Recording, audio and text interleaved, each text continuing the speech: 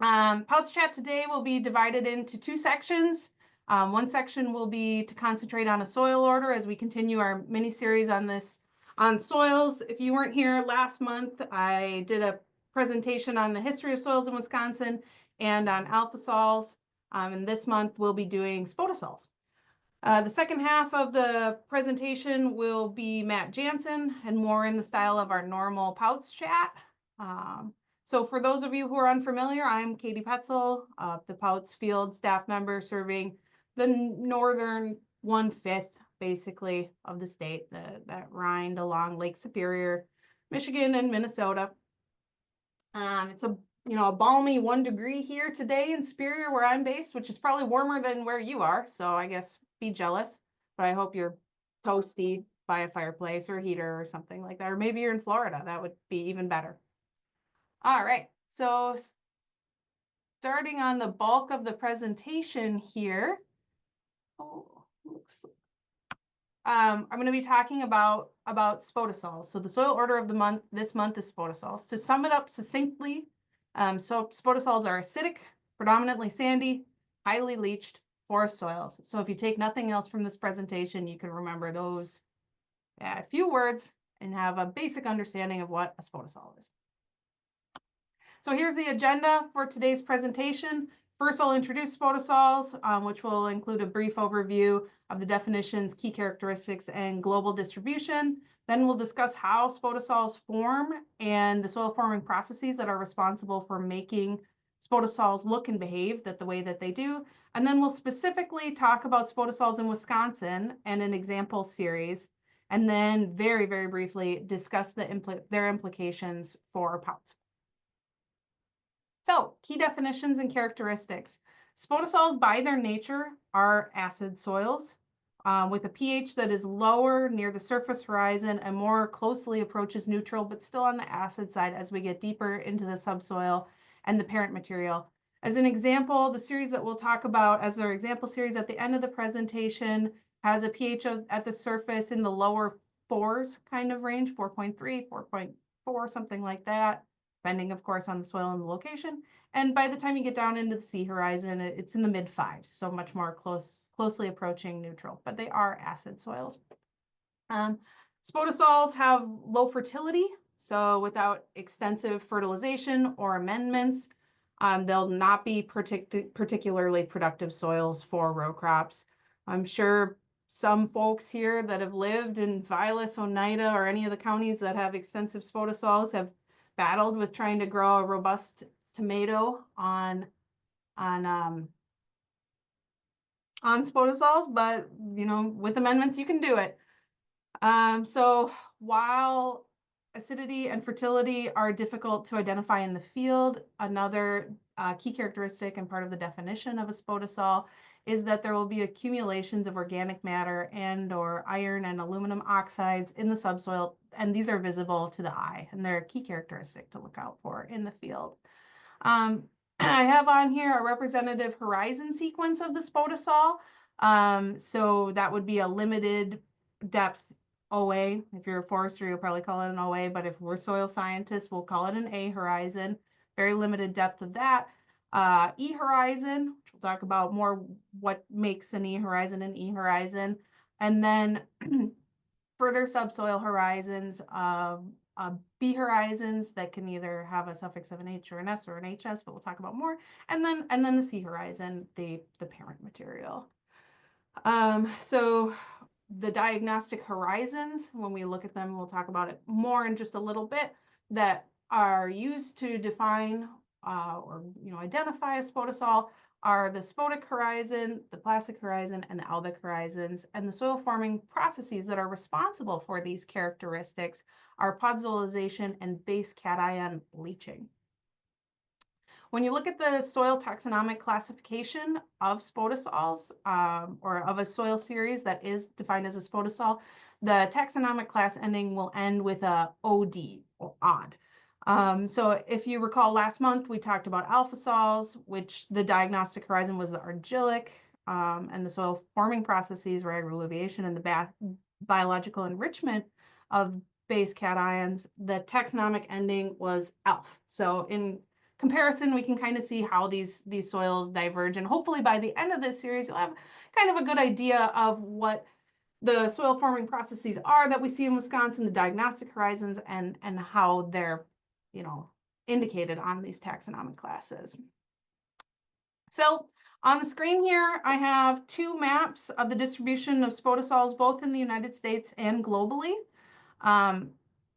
Globally, spodosols typically often occur under coniferous forests or mixed forests in cool, moist climates. However, they can form in warm climates as well when the conditions are right. Globally, they account for about 4% of the ice-free land, so you can see where they're located.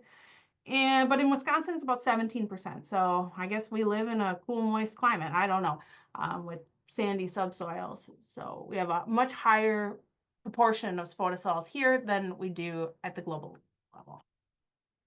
So if we look at the suborders here, the slide that changed, we can see that globally there are 5 suborders within the spodosol order. All of which do occur in the United States, but only 2 of which occur in Wisconsin. So these are the aquads, which are poorly drained spodosols that have a water table at or near the surface for much of the year, and orthods, which are the most common spodosol and probably what comes to mind when you picture a spodosol in your mind. To be in that suborder, the orthods, the soil must not meet the criteria of the other 4. So while it may be below 0 where you are today, I guess soil science doesn't think that's a cold enough climate, because they're not considered cryods. They're definitely not gelods, which would be, almost permanently frozen. So a majority of the soils of the spodosol order within Wisconsin are orthods. Okay, so I included this slide because we talked about Wisconsin state soil last month, and I don't know, it seemed kind of rude not to talk about another state's state soil. So here it is. So it's the Miaka series, which is the state soil of Florida, which, I said that they form in cool and moist climates. Well, Florida's not cool, but it is moist, and it is sandy, and it has a large proportion of flatwood, so coniferous forest or mixed conifer forest vegetation. So these soils do form down in Florida. So the Miaka series is an aquad, meaning that it is saturated to or near the surface for most of the year, unless there is artificial drainage, which they've drained a lot of Florida. It's very extensive across the state, forms under the flatwoods is what they call it, landscape down there. So, a mix of pines and palms and they're relatively unfertile. In the picture, you can see that there is an albic horizon, so that E horizon is very extensive and very distinct spodic horizons. But what are albic and spodic horizons? Well, we're going to talk about it here. So the albic horizon. The albic horizon is one of the diagnostic horizons of spodosol, so it's a light-colored alluvial, meaning that materials have been removed from that horizon. And in common parlance, we might call an alluvial horizon a leached horizon, as the precipitation has removed a lot material from the profile. Most of the clays and free iron oxides and things like that have been leached out. So this leaching or alluviation gives the albic horizon its distinct light color, and its appearance is almost empty in a way. I don't want to use the term skeletal because in soil science that means something else, but it looks empty because the clay and the free oxides have been removed. So generally, albic horizons are positioned between a darkened surface layer, so an A or an OA, I guess, and underlying diagnostic horizons such as an argillic or a spodic or a cambic horizon. So today we're going to be talking about spodic horizons, but if you recall last month, we talked about E's forming above BT horizons in alpha sols. So generally, the chroma is less than or equal to 3, and the value is greater than or equal to 4 when moist on these soils. So to designate this when writing up a profile description, the master horizon designation is E. Well, how can a person remember that? Well, remember E is for eluvial, or albic comes from the Latin for white. So if you think about like Albus Dumbledore, he has white hair. I don't know. E, alluvial, albic, albus, white, or like Quercus alba, white oak. So that's where that's coming from for that name designation. Now on to the spodec horizon. So the spodec horizon is an I with an I, alluvial subsoil horizon that has an accumulation of organic matter with aluminum and commonly also iron. Soils with this horizon have a high cation exchange capacity, typically have a reddish color, have a relatively high content of organic carbon. I say relatively because it's not super high like a mollisol or a molic horizon, but relatively high, especially considering that it is a subsoil horizon. So soils with that high amount of organic matter, humus, tend to have a much darker color, so they're kind of blackish. And the iron and aluminum is responsible for that redder tint, but oftentimes you see them together. So spodec horizons tend to form in sandy or loamy parent material that have a clay content that is less than 20%. So that's important. Spodec horizons are only found in the B master horizon and are designated with the suffixes S, H, and HS. S meaning that there is an accumulation of sesquioxides. So these are iron and aluminum that have been weathered out and accumulated there. And organic matter. H being an accumulation of organic matter only. And HS, suffix on that master horizon is a designation that it's the same basically as a S horizon, but the value in chroma are less than 3. So you can see in the photo here, the E horizon, so that albic horizon, which is immediately overlying our spodec horizons, of which there are 2 here. The first one being the HS horizon, so having that value in chroma change, and then the S horizon underneath that. And that's a relatively typical sequence of how those would be. Okay, all right. Moving on then to the third diagnostic horizon of spodosols, which is the plastic horizon. So this one is significantly less common than the other 2. Definitely not reported as clearly on things. So it's a subsoil horizon as well, and it's defined by being a root restrictive horizon that is cemented by iron and organic matter.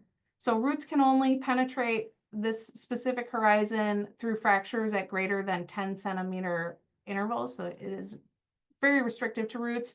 They're dark in color, black to dark red, and the minimum thickness is by definition 1 millimeter, and the maximum thickness of 25 millimeters, so 2.5 centimeters when they're associated with spodec materials.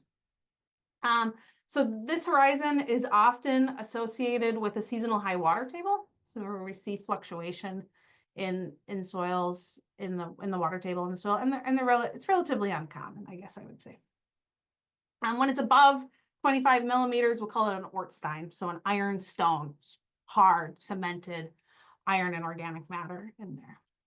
All right, so now to talk about the soil forming processes that lead to these horizons. So spodosols typically form in cool, humid climates where organic acids from the leaf litter layer leach organic matter and aluminum with or without iron from the eluvial horizon and deposit them in the alluvial spodec horizon.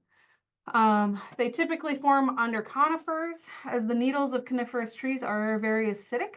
As they fall to the ground and decompose, the organic acids from them percolate through the soil profile with the movement of rainwater, and these organic acids strip off the iron and aluminum from the soil particles in the A and E horizons. Spodosols may form relatively quickly, and we're talking about on a geological scale here. So several hundred to several thousand years, which for soils is pretty quick. And they typically form in sandy soils that are low in clay content. Say typically because on the global scale it's more sandy, but in Wisconsin, many of our spodosols are on loamy soils. It's about a 50-50 split there. Okay, so to move on to the soil forming processes, then we base cation leaching. So if you recall from last month, we talked about the enrichment of base cations. And if you don't recall, you can watch the recording on YouTube. Base cation leaching is not exactly, but pretty much the opposite of that. And it involves the eluviation of calcium, magnesium, potassium, and sodium from the profile under leaching conditions. So the diagram there shows the eluviation of these base cations from the E horizon down into and below the BT or BS horizons. So it forms, it's not specific to spodosols, but it is an important soil forming process that leads to the formation of spodosols. Second slide here, second soil forming process that's important to spodosols is podzolization. So this is a collection of processes that includes the eluviation of base cations, weathering and transformation of iron and aluminum compounds, and the formation of these organic and mineral complexes that are known as chelates, and the transportation of those compounds to the spodec horizons where they accumulate. So you can see the diagram there. Iron and aluminum and these organic materials migrate down. So podzolization usually occurs under forest vegetation and is common, very common, in cool and humid climates, as these climates inhibit the activity of soil microbes in the topsoil. So decomposition there is inhibited of the organic matter, and as a result, these acidic organic surface layers can build up. We talked about how sandy textured soils are very common in spodosols, and that's partially due to this process because in these medium to coarse textured soils, water can actually percolate through. So we can actually see that transportation of materials, whereas in a heavier textured soil, it would not be as common or easy to do. So how can a person remember the name of this process and what does it mean, I guess? Well, this is one of the few times a year that I get to break out one of my college degrees. So for those of you that didn't know, one of my majors was Russian language. Not particularly useful, but a couple times a year I get to break it out, and this is one of them. So in Russian, hod means under and zola means ash. So if you combine those together, you put them together and you end up with the under ash process or podzolization. So if we go back to a picture of a spodosol, you can see it's very ashen. The albic horizon is very ashen in its appearance, and underneath it, well, it's under ash. So an easy way to remember, I guess, if you speak Russian, which unfortunately, I suspect most of you did not spend 4 years learning a language that's not very useful. So I thought I would show you an example of how spodosols can form and the local conditions that can influence them. So this specific example is from New Zealand, and it's specifically regarding one tree that is endemic to the North Island of New Zealand. So applicable to Wisconsin? Absolutely not. Interesting? I really think so. So the tree is the kauri tree, and they're very long-lived, 2,000-plus-year-old conifers that produce a very thick pile of leaf litter around the trunk, around their trunk. The leachate of this leaf litter, strongly affects the chemistry and soil morphology directly under the trunk. So we take a look at the picture here. You can see what happens underneath, very directly underneath the trunk of this tree, and you can see how these spodosols form. So this is called egg cup or a basket podzol. In other parts of the world, a spodosol is called a podzol. We call them spodosols, they call them that, whatever, it doesn't matter. But you can see that well-developed deep E horizon and then the BHS horizon that has formed underneath that. Very cool, very interesting. These form during the lifespan of this singular tree. So likewise, as spodosols can quickly form, they can also quickly become something else. So the E horizon is sometimes shallow enough, especially in our northern forest soils, that it is mixed through common tillage practices and is no longer visible. That soil is still a spodosol, but it might not look exactly like, the pictures that we're seeing here today. But through a combination of tillage and liming, so changing that pH, the BHS horizon, or BS or BH, may eventually dissolve, and at that point the soil would become an entasol, and that can happen relatively quickly because it is a chemical process. Moving on to spodosols in Wisconsin. Like I said, spodosols are the second most abundant soil order in Wisconsin, accounting for 17% of the land. They mainly occur north of the tension zone, that is in the frigid zone, but also within it. The forest types most closely associated with spodosols are mixed broadleaf and coniferous forests, or northern hardwoods and northern hardwood hemlock forests. The southernmost occurrence that I know of is at the Clark-Jackson-Eau Claire County border, and those are primarily aquads down there. So you remember aquad meaning that it's saturated at or near the surface. Most spodosols they commonly occur on glacial drift. About 45% of the series are on outwash, 29% on till. But because they can rapidly form, they're known from other places. So for example, the beach ridges of the Door County Peninsula have spodosols on them. Like I said, most spodosols of the world are sandy, but in Wisconsin, it's about 50-50 split, loamy versus sandy. If you look closely at the map, you can see that there are areas of aquads and orthods, but orthods are much, much more common in Wisconsin. If we look very closely at the map that is on the far right there, you can see some of the designations have frag in them. So that meaning that there's a fragipan associated with these soil series. That's a compact subsurface horizon that limits root penetration. In the past, they were thought to be associated with the prevalence of hemlock, but now it's thought to be the result of a lithologic discontinuity. So like till over outwash, it may form a fragipan there. Hey, I'm Katie. not. Yep. Yeah, we have a question in the chat. Okay. The question is, are the accumulations of iron oxides low chroma colors in the B horizon considered redox? So if it's an accumulation of oxides, whether it be, well, iron in this case, if it's a result of these soil forming processes, it's not redox. It's just, it forms through normal percolation of the soil. They're pretty well Yeah. drained.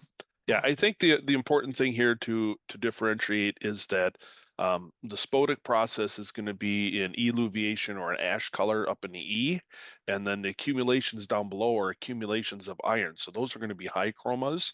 So if we see low chromas down in the spodec zone, that would indicate to us possibly some wetness or possibly some redox. So if we're getting low chromas down in the accumulation zone, that could be problematic because that's, any accumulations down there are going to be the iron and the humus, which are going to be high chromas. So if we're seeing low chromas in there, spots of gray or something, that should be a red flag for us. But again, spodosols, because we do have iron moving, and that is a redox feature, that's why they can be a little bit tricky to identify. Yeah, and I have a little bit here at the end about a little bit on that, but not very much. So thank Okay. you for the question Yep. and for the answer, Matt. Okay, so example series. So the example series that I've selected for this month is the Saner series. Why? Well, I kind of like the Saner series. I like where it's located. Spodosols happen to be my favorite, um, soil order. So, and Saner is a nice one. It's broadly distributed. So here are two pictures. You can see the forest that they form under. This one specifically is a hemlock forest at the Kemp Research Station, UW's research station. Not necessarily that they form under hemlock, but I really like hemlock trees, so I picked that picture. You can also see a typical profile there. So it has that thin A horizon, a narrow E horizon, the Albic horizon, and below that a BS horizon with that accumulation of sesquioxides and organic matter. So here is the map of the extent of the series, pretty much localized to Wisconsin, some amounts up in the UP, but pretty much a Wisconsin series. There's around 300,000 acres of it, making it quite extensive. Saner typically forms an outwash, but not always. And historic vegetation was mixed forests, and that's largely what it remains today because these soils are not particularly fertile. You know, we're not growing corn on them, we're not growing row crops on them. Maybe they're lawns around lakes and things like that, but typically still mixed forest. Here we have the typical pedon for the series. So if you were to just Google Saner soil series, this is what would come up. And on the next slide, we'll go through the characteristics that make it a spotosol or that you can key into. Taxonomic class here, it ends in odd, so it's an orthod. You know it's a spotosol. We look at, it has a narrow A horizon, immediately below that, a narrow E horizon with the color that matches what it should. And below that, we have the BS horizons, of which there are two. So the colors change there, and there's those accumulations that we could see. We can see that in the color. And we can also see that in the remarks. So the diagnostic horizons of the Saner series are the albic horizon, so that 2 to 4 inches, E, and the spodec horizons from 4 to 14 inches. Of course, it'll vary from soil to soil, but that's the typical pedon for the Saner series. So specific to POWTS. So unlike alpha sols, which were such a broad group, which made it really difficult to talk specifically about their implications for POWTS, I do have a few things to say about spotosols and POWTS. So because spotosols typically form in sandy or loamy sand or sandy loam soils, it's important to keep track of the percent of coarse fragments. You know, remember that when you're over 35% in sand or loamy sand, you need a lot more suitable soil than you would otherwise. It's also important to keep in mind, you know, kind of as Eric was talking about, the difference between glade horizons and albic horizons, and the difference between accumulations of iron as a result of the podzolization process versus the redoxamorphic features creation process. Know where you are, know what you're looking at. You know, is it a glade horizon or is it an albic horizon? That's important to keep in mind. And be aware, I guess, that there are spotosols out there that can also be too wet to be suitable. So I have pictures up here from the Field Indicators of Hydric Soils guidebook from NRCS. I think this is from the UP or somewhere. I don't know. Not from Wisconsin, as far as I know. So if you look at it here, you can see, you know, it's a spotosol. We have albic horizons, we have spodec horizons, but we also have a very thick accumulation of organic matter at the top, which might key you into the fact that this soil is wet for a prolonged period of time. The second picture, the smaller one there, we can see that you can see accumulations of redoxamorphic features, you know, accumulations of iron or depletions of iron in the profile. So if you look closely around the roots, you can see the difference between the iron accumulations and, you know, a spodec property to it. So just keep that in mind. Just because it's a spotosol does not mean that it's suitable necessarily. And then also you want to keep in mind and be conscious of possible saturated or preferential flow. So if you encounter these cemented horizons, you know, plastic horizons or Ortstein, how will the wastewater move? If we're seeing cemented horizons, we might be getting saturated flow there, and preferential flow if there are breaks in it that allow the rooting through. So just keep that in mind when you're doing soil tests, specifically for spotosols. So with that, that is all I have on spotosols for the month. I have up here a CAPTCHA. If you can solve it, that's how you get credit today. No, I'm just kidding. But here's a spotosol, and the question is to select all the squares that have these questions. It'd be very difficult, but hopefully after the presentation, you could maybe figure it out. So that's all I have, and I will turn it over to Matt for the remainder of the presentation here. So thanks for that, Katie, explaining what spotosols are. So I know everybody will have to tune in next month to see what the next next soil type that we're going to talk about is, but I think that's very fascinating to give everybody a little bit of insight to the different kinds of soils that we see here in Wisconsin. So my part that I'm gonna share with you is a little bit of like what Katie said, the traditional pouch chat. Um, and so the first thing I want to come up with or talk about is where are the pouch staff? Where are you going to be seeing some of us and what we're doing this winter? So we do have our place to learn or earn continuing education.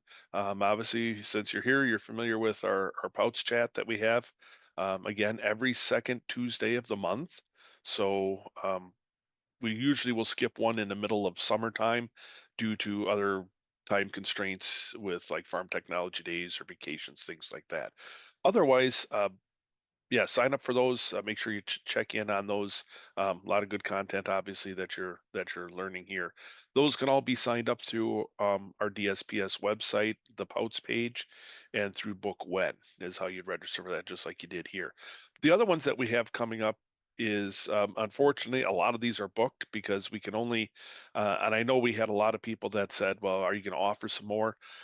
Once we go through the design class here at the end of the month, we'll probably offer another one at least this year.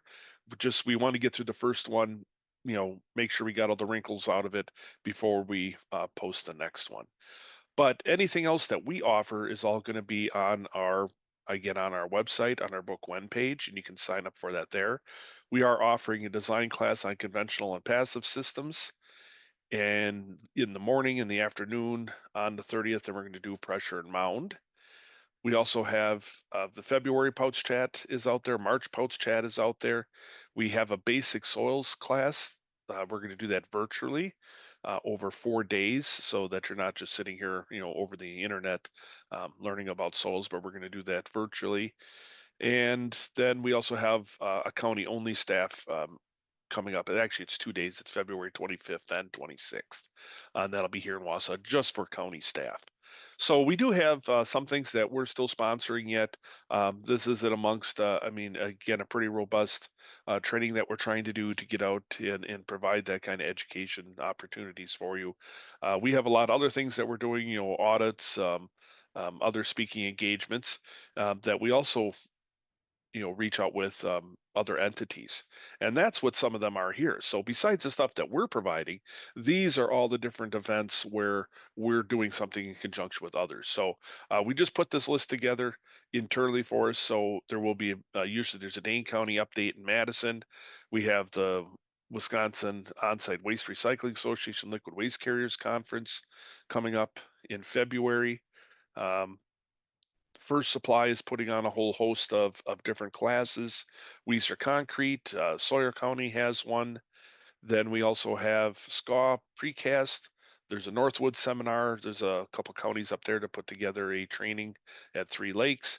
St. Croix puts on one. Sparta, another Weiser. A Grant Lafayette County puts a joint one on. There's a Washington County, more Weiser, WCCA Spring, Weiser Convention or Concrete again, and then Marathon County has one.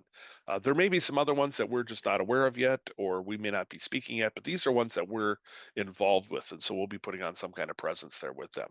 So if you're interested in any of these that are not being held by DSPS, but we're speaking at, you'll need to contact that organization directly. So for instance, if you're interested in attending the Sparta one, you can contact Monroe County or one of the other neighboring counties. There's multi-counties that go in together there and get some information about that, or Weiser or First Supply.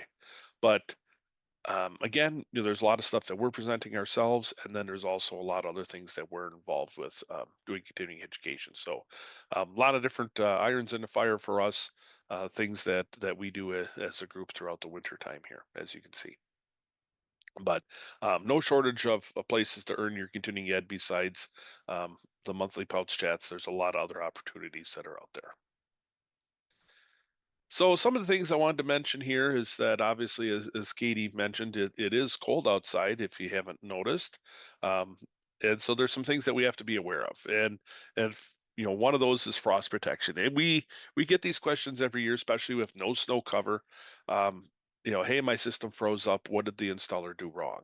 Well, it's sort of a tough thing to answer sometimes because the code says, frost protection, that all POWTS components shall be protected from freezing temperatures. And the question that I get is, what do I need to do to assure that? Well, I guess the end result is where the rubber meets the road, is that if it freezes up, then I guess we didn't do a good job of protecting.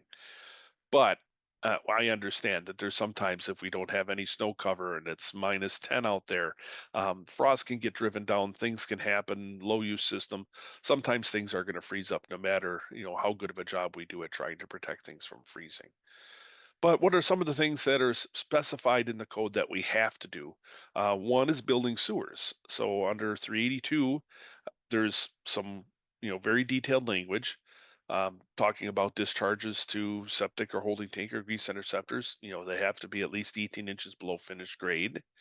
And we have to protect from frost of less than 60 inches where snow is cleared and less than 42 inches where snow is not cleared. So those are a couple of the things that we have to look at, with our building sewers, and important for us to remember when we're doing those installations, and or from the county end doing those inspections, to make sure that we're measuring to see, do they need to have frost protection or not.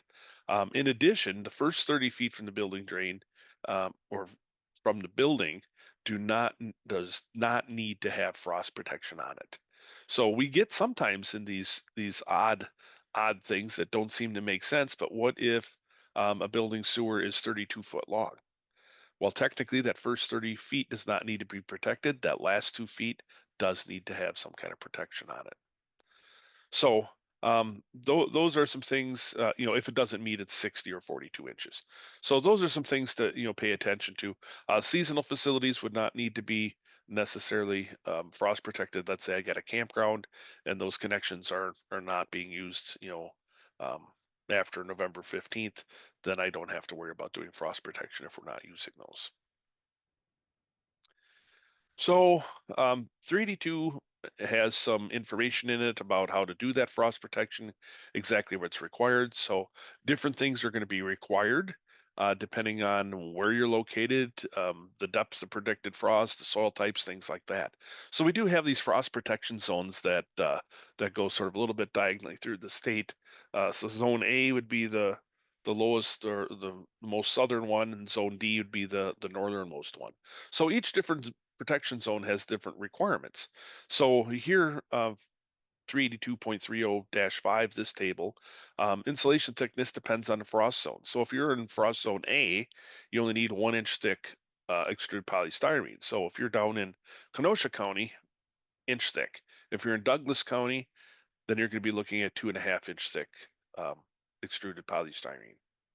So it's going to make a difference to what zone you're in, to how much or how thick your insulation has to be. So now, with that being said, what do we have to, how do we determine what our zone of protection is? Where do we have to go? So in this table here, -6 tells you your different soil types. And the frost protection zone, A, B, C, or D, it'll determine what the predicted depth of frost could be down in certain areas. So if you're gravelly sand and you're up in the northern part of the state, you're going to be looking at 10 feet is predicted frost depth. So if you're not below that, you're going to have to take some kind of action to protect that from freezing. And then this is the tricky one that most people forget, is then there's a width of insulation needed. So just because it says, okay, I am shallower than my predicted frost at 10 feet, I need to insulate. I'll see people that will just get a sheet of polystyrene. They'll snap off 2 foot wide sections and throw it in the trench and say, well, look, I insulated. Well, depending on your depth of sewer and the predicted depth of frost, you may have to insulate up to 10 feet wide.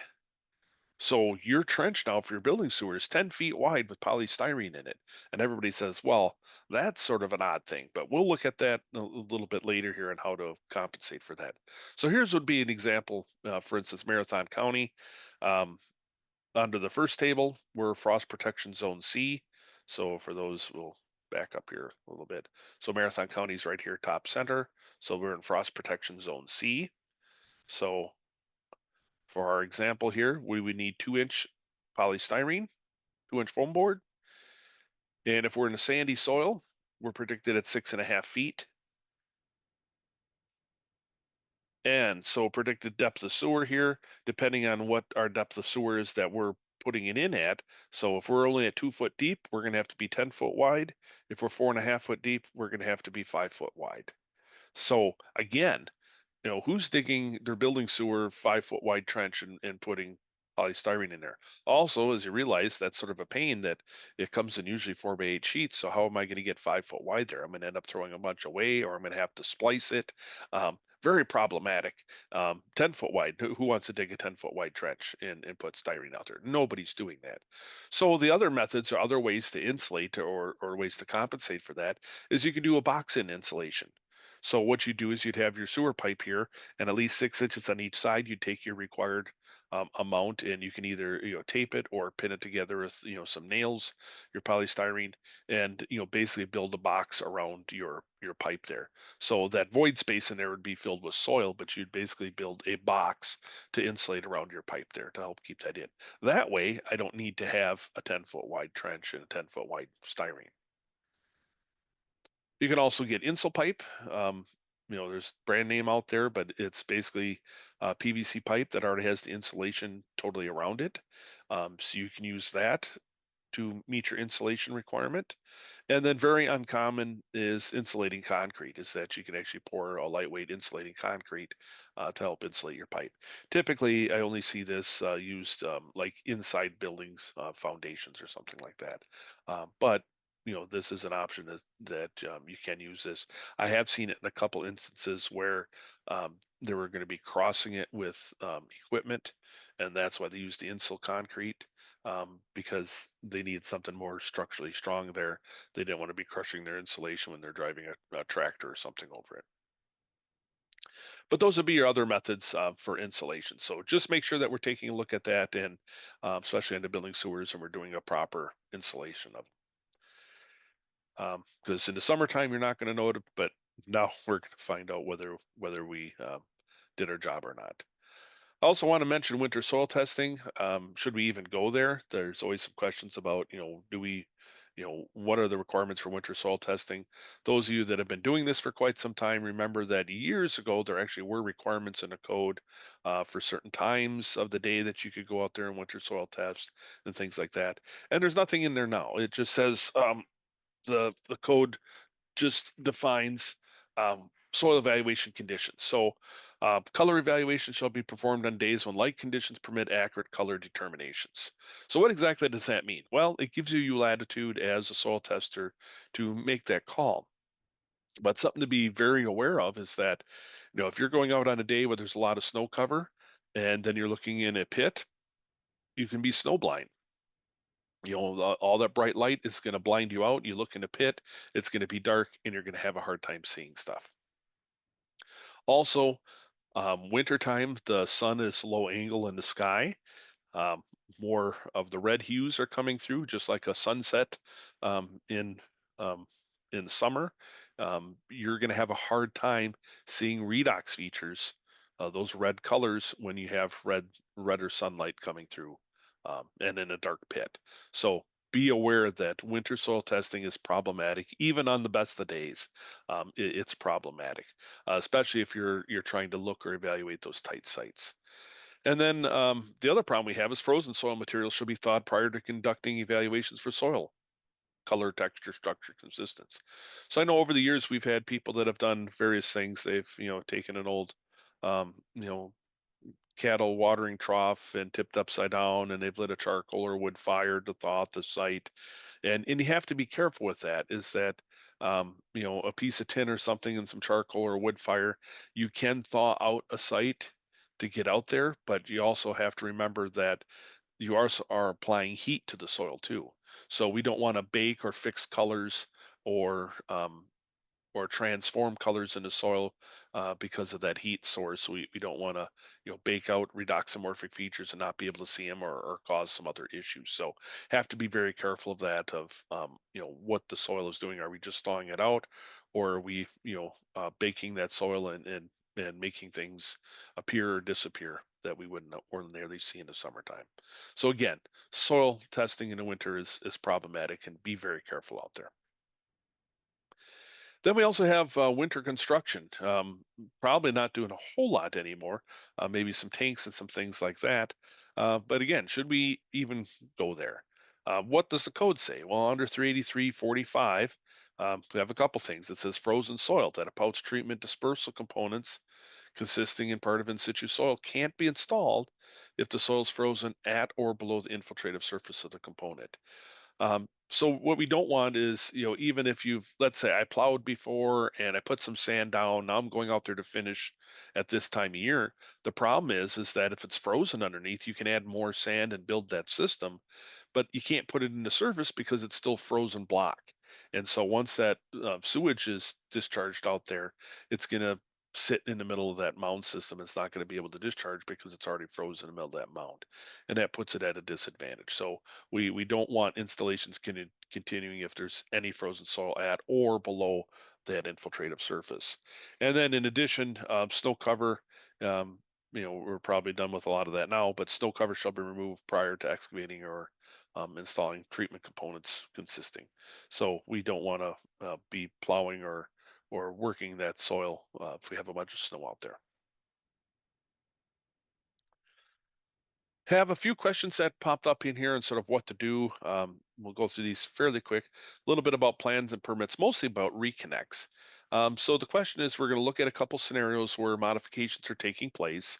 And first, who has review authority, and second, what kind of permit actions required. So here we have an existing mound or at-grade system. It's a new home, but location requires a pump tank to be set. So what do we have to do? So who has review authority for that?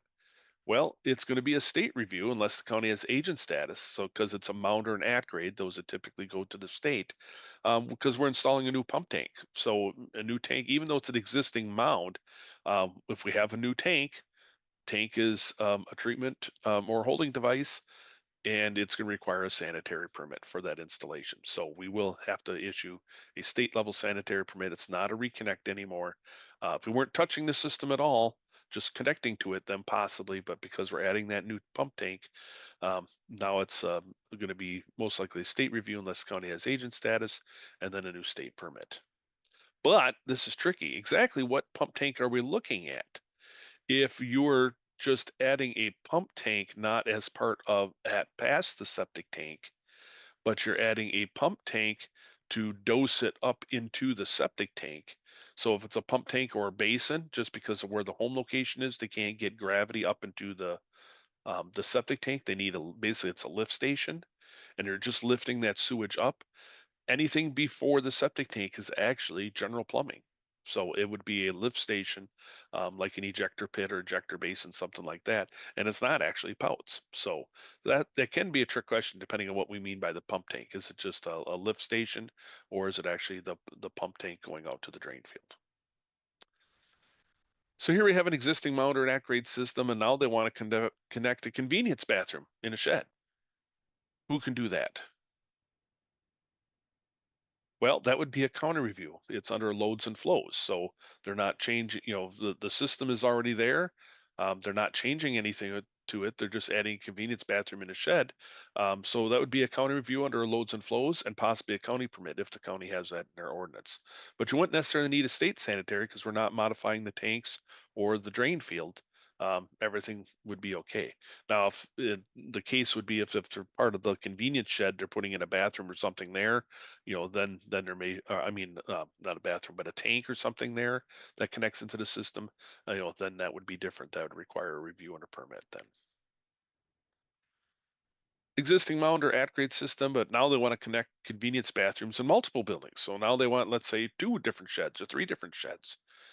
Well, that would still be a county review under the loads and flows and possibly county permit if they want to, but the code doesn't differentiate. It says, they can connect multiple convenience bathrooms, multiple accessory buildings into that system. So that doesn't define how many there is, as long as it's just for their accessories. So if they got a pool house and a barn and a garage and a private workshop and whatever for a flower arranging or whatever the heck they want to do, if they've got all these different buildings and they want to connect them in just for convenience, that they can do.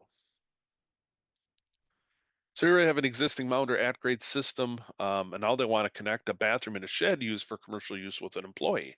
Well, now there's a difference because now it's not for personal use. It's not an accessory building because now it's a commercial use. It would be a state review unless county has agent status for those commercial systems. So we'd have to take a look at that. And because now we're changing the use because it went from a residential system, and now we're changing the commercial use, and we have an employee there. Now we're adding potential wastewater flow. That employee, that 13 gallons per day estimated, 20 designed.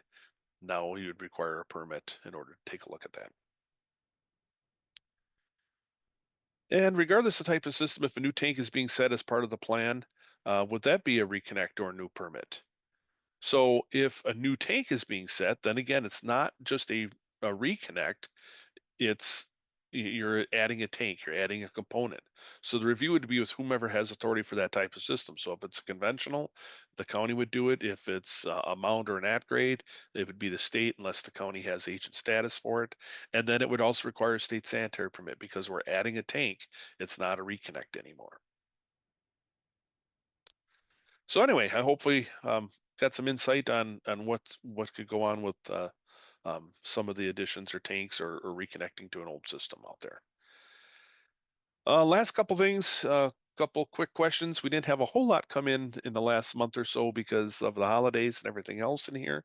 But we had a question here about platy soils. Can I plow platy soils to reorient structure and assign a different loading rate? And the answer is possibly. You have to be careful because if the structure is weak and you plow through it, you could destroy whatever structure is present there and then maybe make it massive and create a worse problem. But if we have moderate platy, structure that it's breaking to something else, and this would usually be an issue of surface compaction that it's been driven on and it's slightly platy from agricultural practices. We may be able to plow through that, break that up, reorient that structure. The trick is that you're going to have to do it, and then we're going to have it reevaluated by the CST. And this should be something that should be looked at by the county or the state staff. We should be involved in that process and what you plan on doing and what's going on. But there may be some possibility to reorient it. But again, the question is if it's weak and you break it, destroy it, and there's nothing, that's going to cause a problem. We want to be able to break it, reorient, plow it, tip those plates sort of vertical so that water can go down through, or break it into some other like subangular blocky or something. But it can be tricky, but it can be done. Had this question come up.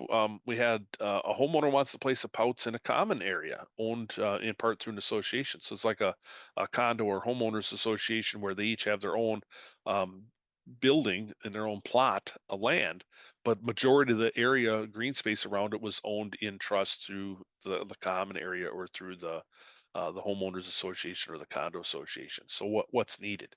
So technically, they're only deeded the small spot where their house is, so they have to show documentation that allows POWTS in a common area. So they'd have to show something from that condo association or homeowners association showing that they have a right to place utilities in that public area or public use area. And then we also had a question come up about coconut oil. Does coconut oil use harm a system? So the interesting thing about coconut oil is it's one of the things that you're starting to see everywhere, along with palm kernel oil and things like that. But like anything going into spouts, moderation's the key. So it's not to say that you can't use coconut, products with coconut oil either through, for food production or in things like as body and bath and healthcare things. But the interesting thing, coconut oil has a very low melt point at about 76, 78 degrees. So just a little bit above room temperature. So the problem with coconut oil is a low temperature oil may pass through the tank at times and end up in a drain field. So acting as a liquid, if you have a high use or high volume and it's suspended, it's in liquid portion or in a liquid format, it can escape out to the drain field. And then especially on days like this, if it's cold, it's going to immediately solidify out in the drain field. So we can have a problem. Where other things you may have, like a vegetable oil or something, if it does get emulsified or escape out into the drain field, it's going to at least stay a liquid and break down. Where um, coconut oil, because it solidifies, at 76 degrees, it can re-solidify and cause you some problems out there. So just like anything, it's moderation's the key. Tell your homeowners, yeah, if you have this stuff, be on the lookout for it. We just had one of these. It was white. It was full of coconut oil. They used a lot of it.